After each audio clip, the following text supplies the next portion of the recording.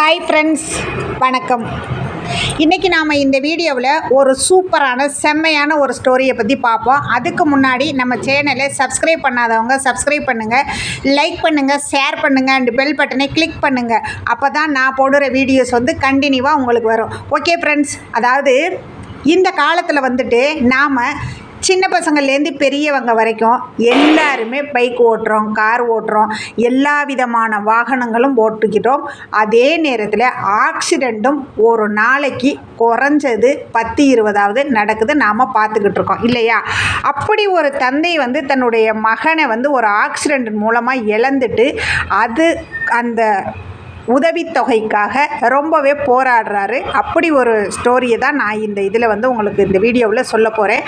அதுக்கு முன்னாடி இந்த வீடியோவை உங்களுக்கு ஸ்பான்சர் பண்ணுறது பை மோட் ஷாப்பிங். அதாவது இந்த ஆப் மூலமாக நமக்கு வீட்டுக்கு தேவையான எல்லா பொருள்களையுமே ரொம்பவே விலை குறைவாகவும் அதே நேரத்தில் நல்ல உயர்தரமான பொருளாகவும் நாம் வாங்கி பயன்படுத்தலாம். அனைவருமே வாங்கி வேலாயுதம் அப்படிங்கிற ஒரு மனிதர் இருக்கார். அவருக்கு கண்ணம்மா அப்படிங்கிற ஒரு மனைவி இருக்காங்க.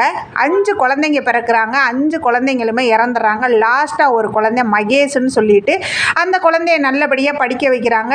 +2 முடிச்சுட்டு ஒரு டிகிரி முடிச்சுட்டு சென்னைக்கு வேலைக்கு கிளம்பி போகிறாப்புல இந்த பையன். அங்கே போகும்போது ஒரு ரோடு கிராஸ் பண்ணும்போது எதிர்பாராத விதமாக ஆக்சிடெண்ட்டில் அந்த மகேஷ் இறந்துடுறாங்க. உடனே அவங்க அம்மா அப்பாவுக்கு தகவல் போகுது. அவங்க அம்மா ஏற்கனவே 5 குழந்தைய பறி கொடுத்துட்டாங்க. இப்போ இந்த குழந்தையும் போயிருச்சுனாக்களே அவங்க படுத்த படுக்கை ஆகிட்டாங்க. இப்போ இந்த மகேஷோட தந்தை ரொம்பவே ஒடிஞ்சு போய் உட்காந்துருக்காரு. வயசும் ஆயிருச்சு, குழந்தையும் இப்படி போயிருச்சு, ஒய்ஃபும் இப்படி இருக்காங்க. எப்படி நாம் அடுத்த அடியை எடுத்து வைக்கிறேன்னு தெரியாமல் நொடிச்சு போய் உட்காந்துடுறாரு. அப்போ அந்த வேலாயுதத்தோட ஃப்ரெண்டு ஒருத்தர் இருக்கார். அவர் இந்த ஆக்சிடெண்ட் பண்ணின வண்டிக்காரங்கள் மேலே கேஸு போட்டு அவங்க பணம் கொடுக்குறதா ஒத்துக்கிட்டாங்க. இப்போ நீங்கள் போய் சென்னைக்கு போங்க.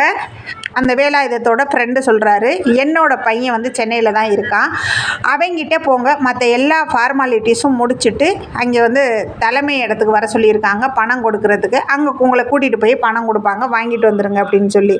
அப்போ இவர் நான் ஏற்கனவே குழந்தைய இழந்துட்டுருக்கேன், அந்த பணத்தில் நான் வாங்கி சாப்பிட்றதா அப்படின்னு சொல்லி. அப்போ இந்த வேலாயுதத்தோட ஃப்ரெண்டு சொல்கிறாரு, நடந்ததெல்லாம் யோசித்து ஒன்றுமே பண்ண முடியாது, எதை இருக்கிற வரைக்கும் நீங்கள் சாப்பிட்டு உயிர் வாழணுமா இல்லையா, அவங்களும் உடம்பு முடியாமல் இருக்காங்கன்னு சொல்லி நிறைய அவருக்கு எடுத்து சொல்லி அனுப்பி வைக்கிறாரு. அவரோட அந்த வேலாயுதத்தோட நண்பர் அவரோட மகனோட அட்ரஸை கொடுத்து சென்னைக்கு அனுப்பி வைக்கிறாரு. இந்த வேலாயுதமும் அங்கேருந்து கொண்டுக்கிட்டு இந்த அட்ரஸை கொண்டுக்கிட்டு வராரு. நைட்டு 10 மணி 11 மணி ஆயிடுச்சு. ஒரு வீட்டில் பெல் அடிக்கிறாங்க. அப்போ அந்த வீட்டிலேருந்து ஒரு பையன் கதவை திறக்கிறாரு. உன் பேர் ஆனந்தப்பான்னு கேட்குறாரு இந்த வேலாயுதம். அப்போ அந்த பையன் ஆமாம் என் பேர் ஆனந்து தான். சரி ஓகே, உங்கள் அப்பா லெட்ரு கொடுத்தாங்க, இந்தாங்க அப்படின்னு சொல்லி லெட்டரை கொடுக்கும்போது அந்த ஆனந்த் தம்பி இந்த லெட்டரை வாங்கி பார்க்குறாரு. அதே நேரத்தில் இந்த வேலாயுதத்தையும் பார்க்குறாரு. கிராமத்தாள், ரொம்ப கசங்கின வேட்டி சட்டை, ரொம்ப களைப்பான முகம், ஒரு மஞ்சப்பை, இப்படி நிற்கும்போது ஆனந்துக்கு என்னவோ செஞ்சது. சரின்னு சொல்லி இந்த பேப்பரை வாங்கி படித்து பார்த்துட்டு போய் கேட்டு சாவி எடுத்து கேட்டு திறந்து உள்ளே வாங்கப்பான்னு சொல்லிட்டு கூட்டிகிட்டு போய் சாப்பிட்டீங்களான்னு கேட்குறாங்க. இல்லைப்பா நான் பஸ்ஸில் வந்தேன், சாப்பிடலாம், எனக்கு டைம் இல்லைன்னு சொல்லும்போது அது ஒரு 4 தோசையை ஊற்றி இந்தாங்க சாப்பிடுங்கன்னு சொல்லிட்டு பொடி வச்சு கொடுத்துட்டு வெளியில் வர்றாரு. கேட்டுக்கு வெளியில் அந்த லெட்டரை கொண்டு வந்துட்டு அந்த லெட்டரில் இருந்த நம்பருக்கு ஃபோன் பண்ணுறாரு. ஃபோன் பண்ணி பேசிவிட்டு உடனே சாப்பிட்டீங்களா, சரி ஒன்றும் பிரச்சனை இல்லை, படுத்துக்கிறங்க, காலையிலே நானே வர்றேன், அந்த இடத்துக்கு போவோம், உங்களுக்கு என்ன வாங்கணுமோ நான் எல்லாமே ஹெல்ப் பண்ணுறேன்னு சொல்கிறாரு. அப்போ உட்காந்து பேசிக்கிட்டு இருக்கும்போது இந்த பையனோட கதையெல்லாம் அந்த ஆனந்துக்கிட்டே இந்த அப்பா சொல்கிறாரு. அந்த பையனுக்கு ரொம்பவே ஒரு மாதிரி கஷ்டமாக அந்த கண்ணு கலங்கி அழுகுறான். அதுக்கப்புறம் சரிப்பா கவலைப்படாதீங்க, நானும் உங்கள் குழந்தை மாதிரி தான், நீங்கள் கவலைப்படாதீங்கன்னு சொல்லிட்டு படுக்க வச்சுட்டு மறுநாள் இந்த வேலாயுதத்தை கூட்டிகிட்டு போய் ஹோட்டலில் சாப்பிட வச்சு அவங்க அந்த தலைமை இடத்துக்கு கூட்டிகிட்டு போய் பணமெல்லாம் வாங்கி செட்டில் பண்ணி கொண்டு பஸ்ஸில் ஏற்றி விட்டு போகும்போது உங்களுக்கு பசிக்குன்னு சொல்லிட்டு கவரில் சாப்பாடு, தண்ணி பாட்டிலு, பிஸ்கட்டு எல்லாமே வாங்கி கொடுக்குறாங்க இந்த ஆனந்து அந்த வேலாயுதத்துக்கு. அப்போ அந்த வேலாயுதம் அந்த ஆனந்தோட கையை பிடிச்சிக்கிட்டு, ஏப்பா ரொம்ப ரொம்ப நன்றிப்பா, உங்கள் அப்பா சொன்னார் உன்னை பற்றி, ஆனால் நீ இவ்வளோ தங்கமான பிள்ளையாக இருப்பேன்னு நான் நினச்சி கூட பார்க்கல. உன்னோட வேலைக்கு லீவு போட்டுட்டு எனக்காக இவ்வளோ தூரம் நீ கஷ்டப்பட்டு செஞ்சுருக்கியா பாரு, நான் கண்டிப்பாக போய் உங்கள் அப்பாக்கிட்டே வந்து நான் ரொம்ப பெருமையாக சொல்லுவேன் அப்படின்னு சொல்லி. அப்போ தான் இந்த ஆனந்த் சொல்கிறாரு, பக்கத்தில் உட்காந்து கவலைப்படாதீங்கப்பா அப்படின்னு சொல்லிட்டு, அப்பா நீங்கள் தேடி வந்த ஆனந்தன் நான் கிடையாது, அது இன்னும் 2 தெரு தள்ளி போகணும். உங்களை அந்த நடு ராத்திரியில் சென்னையில் இருக்கிறவங்களுக்கே ரொம்ப கஷ்டம் அட்ரஸ் கண்டுபிடிச்சி போகிறது.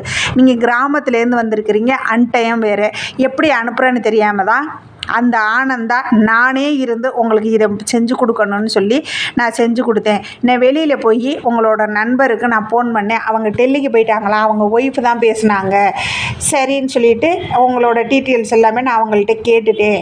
அதுக்கப்புறம் உங்களை ஒத்தையாக விடுறதுக்கு எனக்கு மனசு இல்லைன்னு சொல்லி இந்த ஆனந்த் சொல்ல அந்த வேலாயுதத்துக்கு கண்ணுலேருந்து தண்ணியாக ஊற்றுது. எப்படி தம்பி, யாருன்னே தெரியாமல் எப்படி நீங்கள் இவ்வளோ தூரம் வந்து எனக்கு நல்லது பண்ணியிருக்கிறீங்களே அப்படின்னு சொல்லி. அப்போ அந்த ஆனந்த் சொல்கிறான், அப்பா நல்லது பண்ணணும்னு நினச்சா இவங்களுக்கு தான் செய்யணும் அப்படின்லாம் கிடையாது, நாம் யாருக்கு வேணாலும் செய்யலாம். குறிப்பாக உங்களை மாதிரி உள்ளவங்களுக்கு செய்கிறதுக்கு நான் எத்தனையோ ஜென்மத்தில் கடன் பட்டிருக்கேன் அப்படின்னு சொல்லி அப்படியே ரொம்பவே ஃபீல் பண்ணி பேசுகிறாரு அந்த ஆனந்த். அப்போ அந்த அப்பா வந்து கையை பிடிச்சிக்கிட்டு அப்படியே கண்ணில் ஒத்திக்கிட்டு அழுகிறாங்க. அழுகாதீங்கப்பா, இதுதான் என்னோடய ஃபோன் நம்பர், இனிமேல் உங்களுக்கும் சரி அம்மாவுக்கும் சரி என்ன ஹெல்ப் வேணாலும் எப்போ வேணாலும் எனக்கு கால் பண்ணுங்கள். உங்கள் பிள்ளை போயிட்ட தான் நினச்சிக்க வேண்டாம், என்ன உங்கள் பிள்ளையாக நினச்சிக்கிறேங்க, எனக்கு அப்பா கிடையாது, நான் உங்களை அப்பாவாக நினச்சிக்கிறேன்னு சொல்லி அந்த பையன் வந்து அவ்வளோ தூரம் வந்து அந்த அப்பாவுக்கு ஹெல்ப் பண்ணி பஸ்ஸில் அனுப்பி விட்றாங்க. இப்போ இங்கே பார்த்தீங்கன்னாக்க இந்த மனிதாபிமானம் அப்படிங்கிறது நிறைய பேர் பேச்சு வாக்கில் சொல்லுவாங்க, அந்த காலம் மாதிரி கிடையாது, மனிதாபிமானமெல்லாம் செத்துருச்சு, மனிதர்கள் மதிக்கிறது இல்லை அப்படின்னு சொல்லி. அப்படிலாம் கிடையவே கிடையாதுங்க. எங்கேயோ ஏதோ ஒரு இடத்துல வேணால் ஒரு சில தவறுகள் நடந்திருக்கலாம், அதுக்காக எல்லா மனிதர்களுமே இப்படி தான் அப்படின்னு சொல்லி நாம் நினைக்கிறது ரொம்ப ரொம்ப தப்பு. இந்த மாதிரி ஒரு ஆனந்த் மாத்திரம் கிடையாது, எத்தனையோ ஆனந்த் இந்த மாதிரி இருப்பாங்க இல்லையா.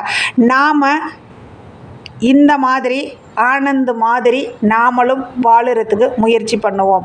ஓகே ஃப்ரெண்ட்ஸ், இவ்வளோ நேரம் என்னோடய வீடியோவை பார்த்ததுக்கு ரொம்ப ரொம்ப நன்றி. இந்த வீடியோவை உங்களுக்கு ஸ்பான்சர் பண்ணுறது பை மோட் ஷாப்பிங், அதாவது இந்த ஆப்பு மூலமாக நமக்கு வீட்டுக்கு தேவையான அத்தனை வகையான பொருள்களையுமே ரொம்பவே விலை குறைவாகவும் அதே நேரத்தில் நல்ல உயர்தரமான பொருளாகவும் வாங்கி பயனடையலாம். அனைவரும் வாங்கி பயனடைவோம். ஓகே ஃப்ரெண்ட்ஸ், நம்ம வீடியோவுக்கு இது வரைக்கும் சப்ஸ்கிரைப் பண்ணாதவங்க சப்ஸ்கிரைப் பண்ணுங்கள், லைக் பண்ணுங்கள், ஷேர் பண்ணுங்கள் அண்ட் பெல் பட்டனை கிளிக் பண்ணுங்கள். அப்போ தான் நான் போடுற வீடியோஸ் கண்டினியூவாக உங்களுக்கு வரும். Okay, thank you friends.